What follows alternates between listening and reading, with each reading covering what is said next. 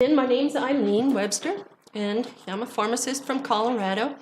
I moved here to the Tucson area about a year ago for health reasons, and in this year I have felt so much better. But back in Colorado, I owned and operated an independent pharmacy for almost 20 years in an extremely rural area. It was way up in the mountains at about 10,000 feet in elevation. Our winters were long and harsh, and we were stuck for quite a bit of the winter without access to a lot of things, including medical care. So being that the pharmacy was right in the middle of the county, we became the hub for medical care there. And you could imagine gout, especially around the holidays, was a very common ailment up there. In real life, people would call you up at the pharmacy. Eileen, the highway is closed. What do I do? I'm getting another flare-up. My foot is going to explode. I'm going to have to shoot it with a shotgun. What do I do? Oh my God. And I'd have to give them the advice. Well, what have you been eating? Stop eating that. What were you drinking? Stop drinking.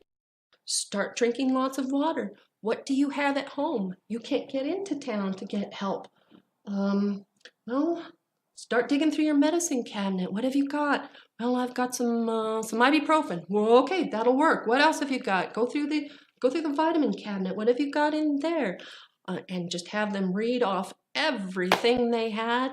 And I would just scratch my brain, trying to come up with the best remedy for that particular individual. Also because we knew everyone so well that you also knew there are other medical conditions and things that might be aggravating it or causing a trigger with them too. But I'll tell you what, it was so frustrating because there was no grocery store. I couldn't tell them, go buy some black cherry juice. What is in your refrigerator? Beer. Foods do you have in your cabinet? Cheeseburgers. No, actually up there it was all elk. It was all game meat.